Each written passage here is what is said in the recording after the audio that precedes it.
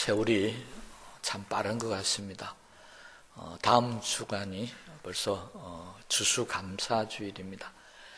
1년 동안에 하나님께서 우리에게 주셨던 그러한 모든 수확, 풍성한 열매를 가지고 하나 앞에 드리는 그런 절기인데요.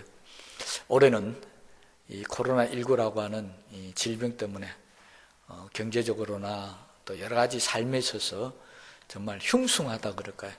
힘들고 어려운 세월들을 보내왔는데, 그래도 우리 추수감사절을 맞이하면서 저와 여러분들뿐만이 아니라 이 땅에 있는 모든 분들이 이 경제적으로나마 또 물질적으로나마 또 우리 가진 것들이 풍성해지는 그런 하나님의 축복하심이 있었으면 참 좋겠습니다. 여기저기에서 삶이 너무 어렵다는 그런 이야기가 들려오고 있는데, 그렇지만 하나님께서 또 이번 추수감사절을 통해서 저와 여러분에게 크게 축복하시는 그런 은혜가 있으면 얼마나 좋겠습니까? 비록 우리가 심은 것이 많든지 적든지 간에 그런 것보다는 적은 사람에게는 하나님이 더 많이 축복하시고, 또 많이 심은 자들도 심은 만큼 거두는 또 그런 은혜가 있다고 한다면 조금이라도 이 어려운 세상을 살아가는 저와 여러분에게 힘이 되고 또 위로가 될 줄 압니다. 그래서 관심을 가지고 제가 농사 짓는 분들이 올해는 얼마나 풍년을 누릴 수 있을까 하고 뉴스도 보고 한번 찾아봤는데, 그렇게 썩 좋은 그런 형편은 아닌 것 같습니다. 농사가 잘 되지 못했다는 것이죠. 세상이 어려울 때는, 힘들 때는 우리 삶이라도 또 풍요로워지면 좀 마음이라도 위로를 얻겠는데, 그렇지 못해서 올해는 더 힘들지 않는가 하는 그런 생각이 듭니다. 해마다 농사를 다 짓고 살지만 잘 되는 해도 있고 또 못 되는 해도 아니겠습니까? 그렇지만 우리의 바람은 해마다 농사가 더 풍년이 되고 잘 되어지는 게 우리 바람이 아니겠습니까? 그래서 열심히 거름도 주고 물도 주고 또 약도 치고 그러는 줄 알고 있습니다. 우리가 이런 어떤 자연적인 세상적인 농사뿐만 아니라 우리 삶에 있어서도 절대 저와 여러분이 실패하면 안 되는 농사라고 하는 게 해마다 다 잘 될 수는 없지만 그래도 실패하면 안 되는 농사가 하나가 있습니다. 그게 뭐냐니까 바로 이 자식 농사입니다.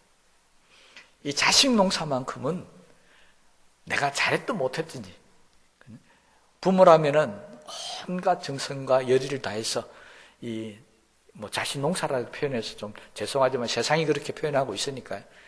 그래서 정성을 들여서 잘 키워보려고 하는데 정말 풍년에 그런 농사에 어떤 결실을 맺고자 하는데 이것만큼은 정말 마음대로 안 된다 하는 것이 이 부모들의 이구동성으로 하는 이야기들입니다. 자식 농사만큼은 내 마음에 안 든다는 것입니다. 그런데 오늘 본문에 있는 말씀을 보면은 야곱에게는 12아들이 있었습니다. 물론 이 12아들들이 다 잘 될 수는 없겠지만요, 그 중에서 가장 잘된 아들을 뽑으라면은 바로 이 요셉을 뽑을 수 있을 겁니다. 이 요셉을 향해서 오늘 우리가 읽었던 본문은 축복하는 기도가 기록이 되어져 있습니다. 그러니까 어떻게 보면 요셉은 이미 이 시를 하더라도 애굽의 총리가 되어져 있고 또 부귀 영광을 가지고 있었던 그런 아들임에도 불구하고 이 아들을 향해서 기도를 할 때 보면은 정말 이 진심을 다해서 요셉이 잘 되기를 바라는 그런 축복 기도를 하고 있다는 모습을 우리가 발견할 수가 있습니다. 물론 부모가 어느 아들, 어느 딸이 잘 되기를 바라지 잘못되기를 바라는 게 어디 있겠습니까? 첫째든 둘째든 막내든지 간에 다 잘 되기를 바라고 있습니다. 그럼에도 불구하고 성경에 보니까 이 12아들 가운데 요셉을 향해서 축복했던 이 기도가 좀 특별했다는 사실을 발견할 수 있습니다. 그래서 우리가 자녀들 키우는 것이 너무 어렵고 힘들지만은 다 바라는 마음은 똑같잖아요. 우리의 자녀들이 요셉과 같은 복을 받기를 원하는 것. 이거는 어느 부모든지 간에 다 바라는 그런 마음인 줄 압니다. 그런데 그런 마음을 갖고 있음에도 불구하고 우리가 요셉이 받았던 복을 자녀들에게 받게 하려면 야곱처럼 적어도 축복 기도는 해줘야 하는데, 그런데 모두가 다 요셉과 같은 복을 자녀들이 받기를 원하면서도 이 자녀를 위해서 축복 기도를 간절히 하는 부모는 사실상 그렇게 많지 않다고 생각이 되어집니다. 그냥 뭐 늘 하겠죠. 하겠지만 정말로 마음과 중심을 다해서 자녀를 뭐 위해서 잘 되기를 바라는 그런 기도가 아니라 이 자녀를 축복하는 그런 기도, 이런 기도를 하는 부모는 제가 봐도, 목회하면서 봐도 그렇게 많지 않다고 느끼고 있습니다. 그래서 오늘 이 본문을 통해서 저는 설교라기보다는 우리가 정말 우리의 자녀들이 요셉처럼 이렇게 복을 받아서 잘 되기를 원한다면은 어떻게 우리의 자녀들을 축복해야 되는지, 설교라기보다는 그 축복해야 되는 방법들, 그 복의 종류들을 좀 이 말씀을 드려서 오늘 이 시간 이후부터라도 우리가 자녀들을 위해서 기도할 때 그냥 기도하지 마시고 정말 이렇게 축복하면서 기도하는 그런 기도가 있으셔서 앞으로 우리 자녀들이 요셉처럼 이렇게 잘 되어지는 그런 역사가 모두의 가정들 속에 나타나기를 주의 이름으로 축원합니다. 먼저 야곱은 요셉을 위해서 기도하면서 요셉을 이렇게 부르고 있습니다. 샘 곁에 있는 무성한 가지다. 그러니까 요셉이라고 부르지 않고 샘 곁에 있는 무성한 가지라고 이렇게 이야기합니다. 이 말을 의미를 잘 알려면 당시에 이 중동의 시대적인 상황과 기후적인 지리적인 상황을 좀 아셔야 되는데요. 지금도 그렇습니다. 지금도 중동 지역은 보면은 비가 그렇게 많이 오는 지역이 아닙니다. 그래서 사막이나 광야가 많은 지역이고요. 그러다가 또 때로는 아예 기근이 와가지고 가뭄이 와서 바짝 말라버리는 그런 때가 주기적으로 나타나고 있는 지역이 이게 중동 지역입니다.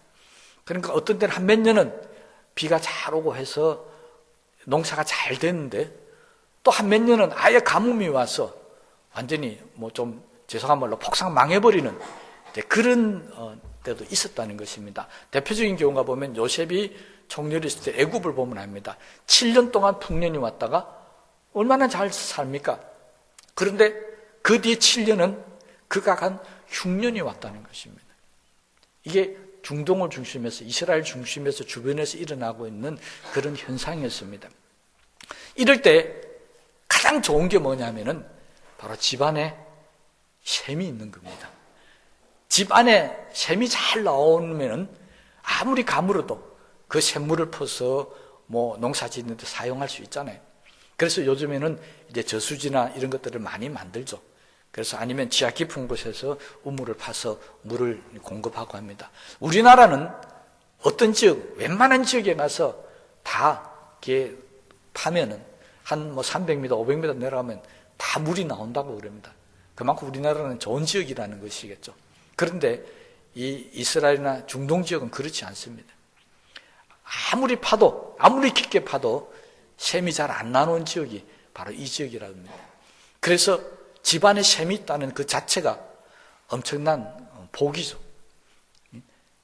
이 샘이 있는 것만도 다행인데 그 샘 옆에 뭐라고요? 나무라는 것입니다.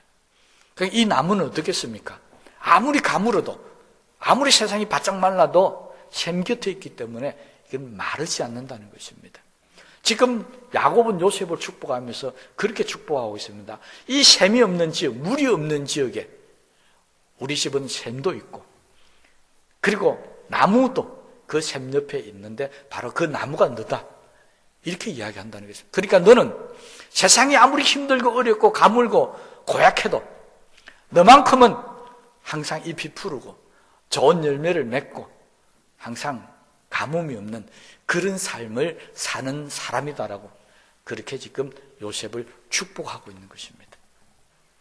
여러분, 이 기도를 통해서 우리도 우리의 자녀들을 축복할 때 이렇게 축복하시기 바랍니다.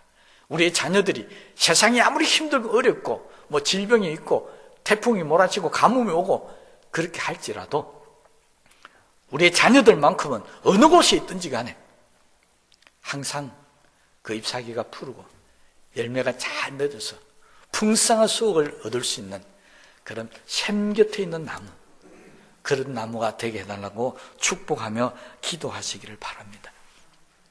지금 야곱은 요셉에게 그렇게 되기를 원했다는 것입니다. 그런데 거기다가 한 가지 더 보태는 게 있습니다. 뭐냐니까 이 나무의 나무 가지가 집 안에만 있는 것이 아니라 담 밖으로 넘어가서 거기에도 풍성한 열매를 맺힌다는 것입니다. 이 말은 우리 집만 잘 되고 우리 집에 있는 식구들만 풍성하게 그 열매를 먹는 것이 아니라 이 가지가 담 밖으로 넘어감을 통해서 이웃에 있는 모든 사람들에게도 도움을 주고 혜택을 주고 열매를 공급할 수 있는 정도가 된다는 것이죠. 그러니까 나만 잘 먹고 잘 사는 것이 아니라 주변에 있는 모든 사람들에게도 바로 풍성함을 제공할 수 있는, 복을 줄 수 있는 그런 사람이 되어져라는 것입니다. 여러분, 우리 경주에 유명한 부자가 있죠. 채부자. 온 국민들이 채부자의 내력들을 보면서 참 부자는 저래야 된다 하고 칭송하는 것들이 많이 있겠지만 그 중에서 유명한 일화가 있습니다. 그건 뭡니까? 우리 집을 중심해서 주변에 있는 모든 사람들이 굶주리거나 헐벗는 사람들이 없게 하라. 저는 그걸 보면서 정말로 마음에 깊은 감동을 받았습니다. 사람이 살아가면서 부자가 되고 풍요롭게 산다는 것은 나만 잘 먹고 잘 사는 삶이 아니면 그러면 욕먹습니다. 그런데 그렇게 가진 것을 가지고 이웃도 나눠주고 도와주고 그들에게 구제할 수 있는 그런 삶을 살아야만이 그게 정말 복받은 삶이라는 것이죠. 그래야 주변에 있는 사람들이 칭송을 하고 그 사람에게 감사하고 또 높이고 공경하게 되어져 있다는 것입니다. 지금 이 야곱은 요셉에게 단순하게 부자만 되라는 게 아닙니다. 단순하게 풍부하게 잘 먹고 잘 살라는 것이 아니라 주변에 있는 모든 사람들로부터 존경을 받고 귀함을 받고 인정을 받을 수 있는 그런 삶을 살아라고 지금 축복하고 있는 것입니다. 여러분, 우리가 세상을 살아가면서 보면 우리 주변에 좀 고약한 부자들이 있잖아요. 정말 가진 것은 많은데 사람들에게 욕먹고 손가락질 받는 그런 사람들도 꽤 많이 있습니다. 그러나 만약 우리 예수 믿는 사람들이 그런 부자가 된다고 한다면 그건 잘못된 부자입니다. 우리 성경에 보면 거지 나사로 이야기, 부자 이야기 나오잖아요. 그 부자는 정말 잘못된 부자입니다. 어떻게 자기 문 앞에 있는 병들고 굶어가 죽어가고 있는 그 환자를 돌아보지 않느냐. 그래서 성경은 그런 부자는 당연히 지옥을 간다는 것입니다. 지금 야곱은 요셉에게 그런 부자가 되면 안 된다고 하는 거예요. 여러분, 우리 자녀들이 풍요롭고 부여로운 삶을 사는데 세상 사람들로부터 손가락질 받고 욕먹는다면 보면은 우리의 마음이 편치를 않을 것입니다. 그러나 사람들이 존경하고 높이고 귀하게 여긴다면 아마 부자가 된 것보다는 그것으로 인해서 더 기뻐할 줄도 모르겠습니다. 지금 야곱은 요셉을 그렇게 축복하고 있습니다.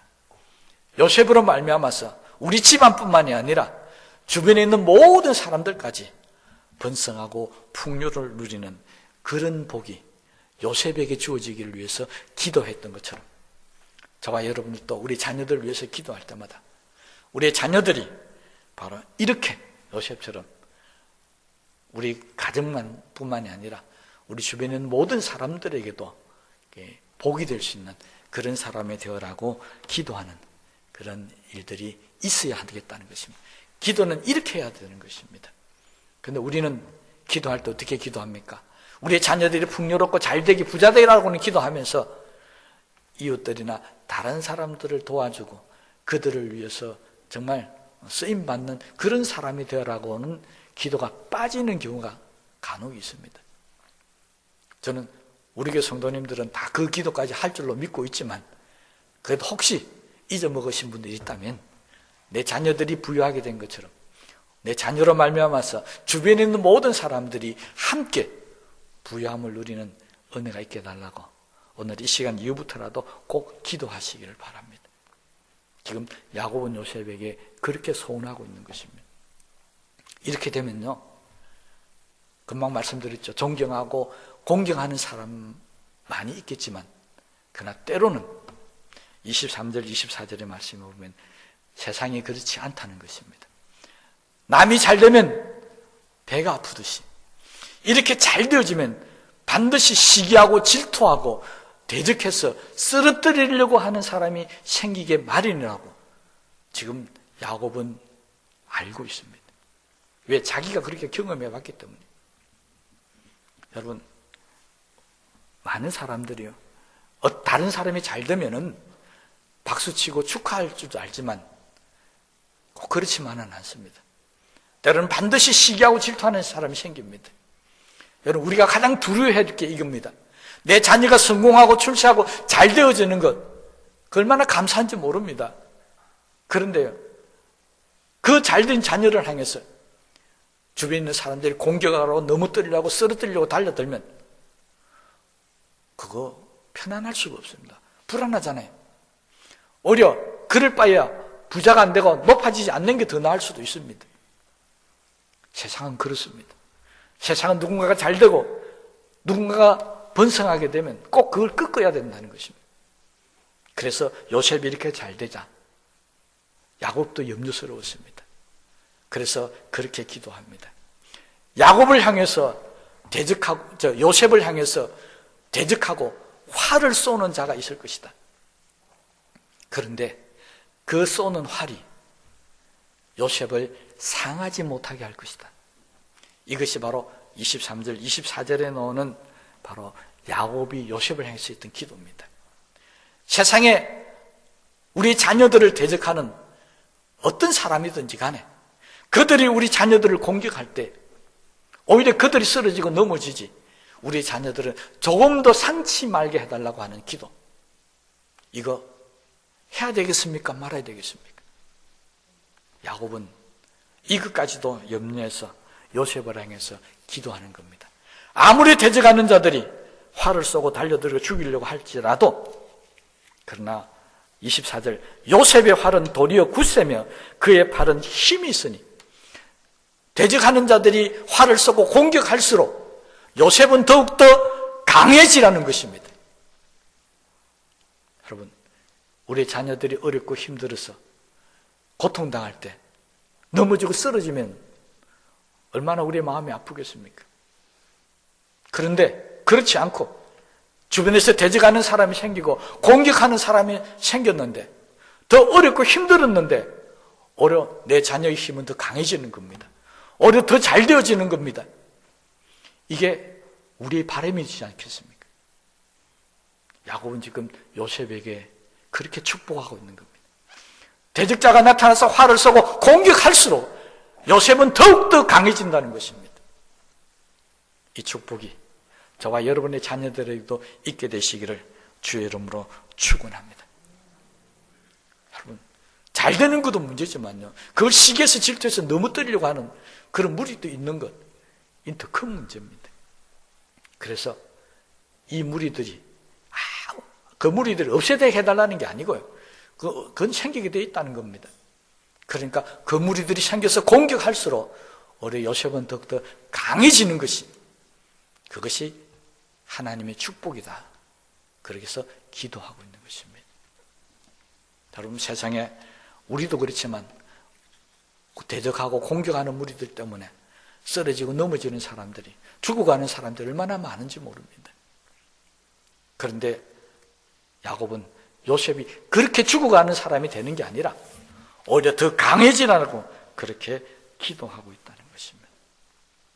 그러면서 야곱은 요셉이 그냥 강해지는 게 아니다, 대적하는 자가 쓰러지고 넘지도록 활을 쏘는데 어떻게 더 강해질 수 있습니까? 시기하고 질투하는데 어떻게 더 강해질 수 있습니까? 그것은 오직 하나님께서 지켜주셔야만 가능하다는 것입니다. 하나님의 손이 붙들어 주셔야만이 가능한 것이다. 그래서 24절의 하반절에 야곱은 이렇게 얘기합니다. 이는 야곱의 전능자 이스라엘의 반석인 목자의 손을 힘입음이라. 무슨 말입니까? 지금까지 야곱의 힘이 되고 야곱의 전능자가 되신 하나님, 다시 말하면 나의 하나님께서 내 아들의 하나님이 되어달라는 것입니다.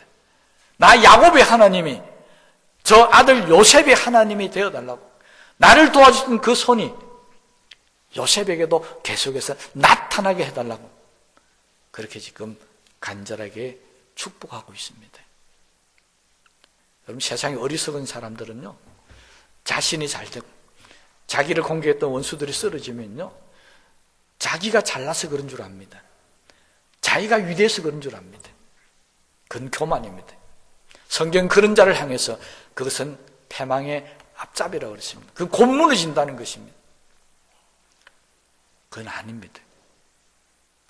우리는 그렇게 말하는 자가 아니라 나의 나 된 것은 하나님의 은혜로 된 것이라고 고백했던 바울처럼 내가 이렇게 잘 될 수 있었던 것, 내가 이렇게 강해질 수 있고 원수들이 내 앞에 무릎 꿇고 꿇어질 수 있는 이 모든 것들은 다 하나님의 손이 나를 붙들어 주셨기 때문이다. 그렇게 고백할 수 있어야 한다는 것입니다. 야곱은 지금 그렇게 고백합니다. 내가 이렇게 잘 됐던 것은 하나님의 손 때문인데 그 하나님의 손이 내 아들 요셉에게도 함께 해달라고 그렇게 이야기하고 있는 것입니다. 여러분, 하나님께서 여러분을 어떻게 붙들어 주셨습니까? 하나님께서 지금까지 여러분들을 어떻게 인도해 오셨습니까? 정말 하나님이 여러분을 도우셨다고 생각하십니까? 그러면 그 도움이 내 자녀에게 나타나야 되겠습니까? 나타나지 말아야 되겠습니까? 당연히 나를 도우셨던 그 하나님의 은혜가 우리 자녀들에게 나타나야 되지 않겠습니까? 그래서 야곱은 이 기도를 통해서 사실은 요셉에게 경고하고 있는 겁니다. 네가 똑똑해서 네가 잘나서 그렇게 된 것이 아니다. 바로 나의 하나님이 내 기도를 들으셔서 너를 붙들어 주셨기 때문에 가능했다라고 그렇게 기도를 통해서 은연중에 지금 이야기를 하고 있다는 것입니다. 이 말은 다른 말로 하면 요셉에게 경고하고 있는 겁니다. 너는 앞으로 평생 동안 하나님의 손에 붙잡힌 바 되어서 살아야지, 만약 이 하나님의 손을 떠나는 순간에 너는 다 무너지게 될 것이다. 지금은 애굽의 총리로서 부귀영광을 누리고 살고 있지만, 지금은 모든 형제들이 내게 무릎 꿇고 절을 하고 있지만, 네가 어릴 때 꾸었던 그 꿈, 이를 성신이 절을 하고 형제들이 집단들이 나를 향해 절을 했던 그 모든 것들이 이루어져서 지금은 네가 높은 자리에 있지만은, 그러나 하나님의 손을 떠나는 순간에 한순간에 너는 무너질 것이라고 그렇게 요셉에게 경고하고 있는 말씀이 여기에 포함이 되어져 있습니다. 여러분, 우리도 이 경고의 말씀을 자녀들에게 꼭 전해주셔야 됩니다. 하나님의 손을 벗어나는 순간에, 지금까지 하나님이 역사했던 모든 축복하심은 일순간에 사라져버린다는 것입니다. 이스라엘의 역사에 보면 그런 왕이 있었죠. 수많은 왕들이 있었습니다. 아합 왕도 있었고 하나님이 높이셨지만 하나님의 축복을 받지 못했던 그런 대표장들이 왕인데, 가장 안타까운 왕이 바로 첫째 왕이었던 사울 왕이었다는 거 우리 알지 않습니까? 정말 그가 처음에 왕이 되었을 때는 하나님으로부터 백성들로부터 사랑받았던 왕이었습니다. 그런데 이 왕이 교만해지고 자기의 노력과 자기의 힘으로 이룬 것이라고 착각하고 그 착각하는 순간에 하나님의 손으로부터 벗어납니다. 다른 말로 하나님의 말씀을 어겨버립니다. 그래서 성경은 하나님께서 사울을 버리셨다고 그랬습니다. 거기에서 사울의 모든 것은 다 끝나버렸습니다. 자녀들에게 이어질 왕위가 끊겨버렸습니다. 전쟁터에서 비참한 죽음을 당하고 자손들이 뿔뿔이 흩어져 버립니다. 그리고 대신에 다윗의 가문이 왕이 되고 그 후손들이 끝까지 왕위를 지켜나가게 되게 했습니다. 여러분, 하나님의 손을 벗어나는 순간에 우리가 이런 모든 것들이 무너진다는 것을 우리 자녀들에게 알게 해야 합니다.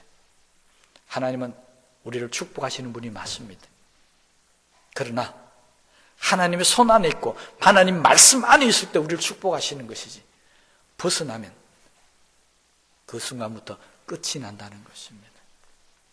그러나 하나님의 손 안에 있는 이상은 절대 그럴 수가 없습니다. 야곱의 축복이 계속해서 이어집니다. 네가 하나님의 손 안에 있는 한은 어떤 현상이 나타난다고 해요? 그가 너를 도우실 것이다. 자, 25절 봅시다. 내 아버지 하나님께로 말미암나니 그가 너를 도우실 것이요. 그럼 지금까지 받았던 모든 축복, 요셉이 원수들이 달라들지만 더 강하게 되었던 이 모든 것들은 바로 내 아버지 하나님께로부터, 무슨 말입니까? 야곱이 내가 믿는 하나님께서 너를 그렇게 만드신 것이라는 겁니다. 그리고 네가 그 하나님 손 안에 있는 한은 그가 너를 도우실 것이다. 그러니 하나님 손 안에 있으라는 것입니다. 야곱은 형에서의 괴롭힘에 도망갈 때 베델에서 하나님을 만났습니다. 하나님 도우심의 약속을 받습니다. 삼촌 라반의 집에서, 그리고 자기 딸이 고통을 당하고 아픔을 당할 때, 그 원주민들과의 싸움이 벌어졌을 때, 돌아왔을 때 형으로부터 또 죽음의 위기에 놓였을 때, 순간순간마다 고비마다 하나님이 자기를 도우셨던 것을 스스로가 경험했었습니다. 그러면서 그가 깨달았던 게 있었죠. 야본 국가에서 깨달았던 겁니다. 20년 동안 수많은 수고와 노력과 애를 써서 축적했던 모든 부와 재산들이 하루아침에 야복강가에서 다 사라지고 없더라는 것입니다. 내가 이룬 모든 것, 하나님의 손을 떠나는 순간에 내 손도 떠난다는 걸 야곱은 이미 경험했었습니다.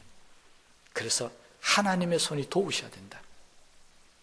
지금 요셉에게 그렇게 축복합니다.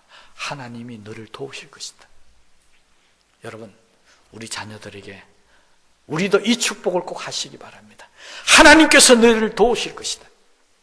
설사 내가 너를 돕지 못해도, 나는 가난하고 나는 배운 게 없고 나는 가진 것이 없고 나는 제대로 너에게 전해줄 건 없지만은, 그러나 하나님은 너를 도우실 것이다.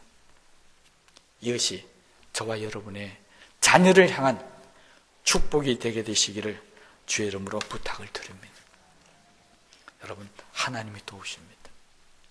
내가 도우는 것보다 하나님이 도우시는 것이 훨씬 더 낫다는 것입니다.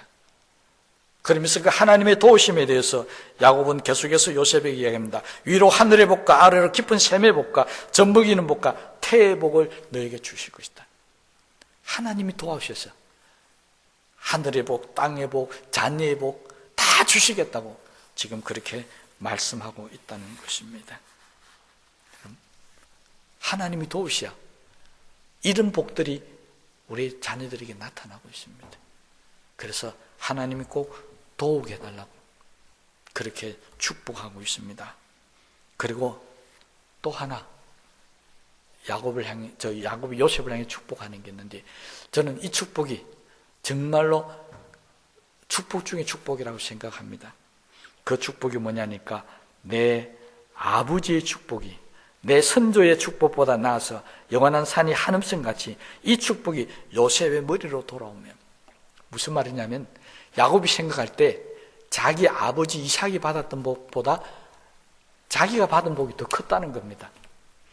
돌아보니까 아브라함이 받았던 복보다, 할아버지 아브라함이 받았던 복보다 야곱 자기가 받았던 복이 훨씬 더 컸다는 것입니다. 그러니까 아브라함보다는 이삭이 더 큰 복을 받고 이삭보다는 야곱이 더 큰 복을 받았는데, 이 복이 내가 받았던, 내 선조들이 받았던 이 놀란 큰 복이 바로 요셉에게, 내 아들 요셉에게 가기를 원한다는 것입니다. 이 말은 무슨 말이냐니까, 나보다도 더 큰 복이 이 요셉에게 가기를 원합니다. 그렇게 지금 축복하고 있습니다. 어떻게 보면 요셉은 이 복을 받았잖아요. 아버지, 할아버지 아무도 이루지 못했던 총리도 되었고, 또 12아들을 낳아서 12부족을 만드는 부족의 족장도 되었고, 그런데 또 계속해서 이 축복을 한다는 것, 무슨 의미겠습니까? 아까 말씀드린 의미가 여기에도 또 하나 포함되어 있습니다. 뭐냐니까 영원한 산이 한없음 같이 이 축복이, 이 영원한 산, 우리가 잘 알죠? 하나님의 산, 다시 말하면 하나님의 보호하심이 있는 곳입니다.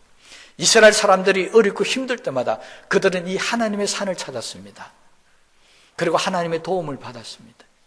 이 말은 나보다도 더 큰 복을 받기를 원한다면 요셉, 너는 항상 하나님의 산을 떠나면 안 된다는 것입니다. 아까는 뭐라고요? 하나님의 손을 떠나면 안 된다. 이제는 하나님의 산을 떠나면 안 된다는 것입니다. 다시 말하면 뭡니까? 요즘으로 하면 교회를 떠나면 안 된다는 것입니다. 여러분, 어떤 어리석은 사람들 그럽니다. 나는 교회는 안 다니지만 나는 하나님 말씀대로 살고 있습니다. 그거 잘못된 말입니다. 왜? 교회라고 하는 것은 하나님의 성령이 함께 하시는 곳이고요. 하나님 눈과 마음이 여기 있는 곳입니다. 여기서 예배를 받고 여기서 우리의 모든 기도를 들으시고 바로 이곳을 통해서 하나님 우리를 축복하시는 곳이기 때문에 그렇습니다. 그래서 믿는 사람들은 하나님의 산을 떠나면 안 됩니다. 그래서 요셉에게 지금 나보다도 더 큰 축복을 받으려면은 그냥 하나님 말씀대로만 살아서 안 된다는 것입니다. 왜? 야곱도 이삭도 아브라함도 다 하나님 말씀대로 살아왔지 않습니까? 그런데 그보다 더 큰 축복을 받기를 원한다면은 바로 영원한 하나님의 산, 여기서 한없는 하나님의 은혜가 나타난다는 것입니다. 다시 보실까요? 영원한 산이 뭐 같다고요? 한없음 같이, 끝없이 같이. 그러니까 나한테 끝없이 하나님의 축복을 받기를 원한다면은 우리는 하나님의 산 안에 있어야 된다는 것입니다. 우리 자녀들에게 마지막으로 해야 될 바로 기도, 그것은 이 교회를 떠나지 말게 해달라고, 항상 어디든지 간에 하나님의 산을 찾게 해달라고, 힘들고 어릴 때마다 바로 하나님의 산 아래 나와서 엎드려 기도하게 한다면은 하나님께서 영원한 한없이 우리를 도우시고 축복하실 것이다. 그렇게 마지막 기도를 맺고 있습니다. 여러분, 우리 자녀들이 지금 어디에 있습니까? 날마다 영원한 산을 찾아다니고 있습니까? 아니면 세상에서 방황하고 유리하고 있습니까? 우리 자녀들이 하나님의 한없는 축복을 받게, 나보다도 더 큰 하나님의 도우심, 내가 받았던 축복보다 더 큰 축복을 받기 위해서 우리의 자녀들은 하나님의 영원한 산에 있어야 합니다.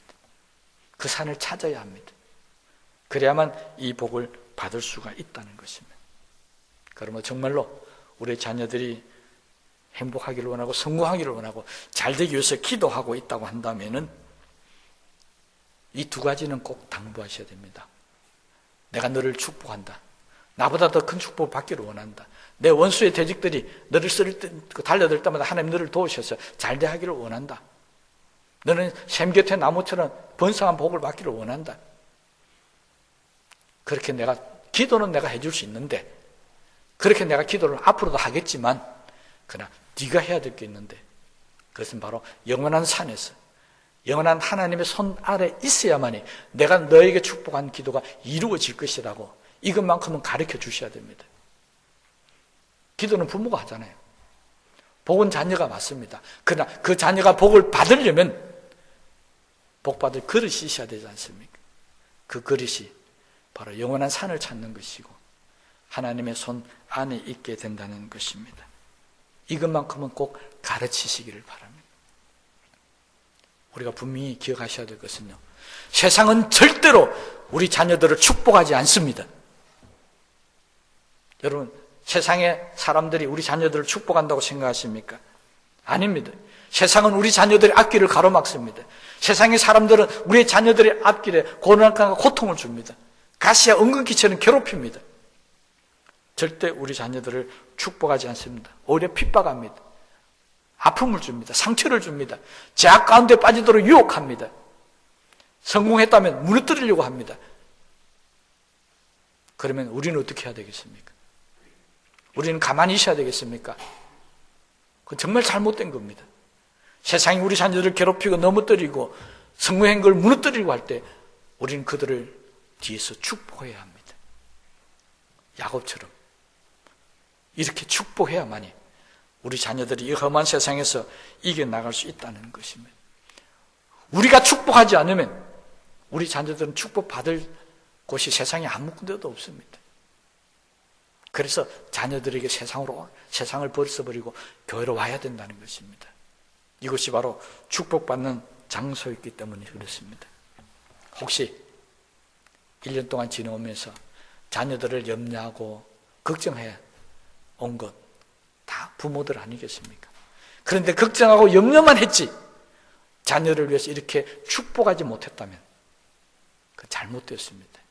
그럼 오늘부터는 염려하고 걱정하지 마시고 우리 자녀들을 하나님께 맡기고 이렇게 축복하셔서 우리들이 자식 농사에 성공하게 되시기를 주의 이름으로 축복합니다. 여러분, 자녀들을 축복하는 것, 아니 자녀들뿐만 아니라 남을 축복하는 것, 이 축복에는 한계가 없습니다. 축복에는 제한이 없습니다. 하고 싶은 대로 마음껏 하시면 되는 겁니다. 그렇게 좋은 축복을 왜 우리 자녀들에게 안 하십니까? 여러분, 야단하지 마시고 축복하십시오. 걱정하지 마시고 축복하십시오. 그러면 하나님께서 다 알아서서 나보다도 더 큰 복을 받을 수 있도록 하나님 도우시고 하늘의 복과 땅의 복과 샘의 복과 자녀들이 번성하는 이 모든 복을 하나님께서 요셉에게 주신 것처럼 저와 여러분에게도 주실 줄로 믿습니다. 오늘 말씀을 생각하시면서 기도하시겠습니다.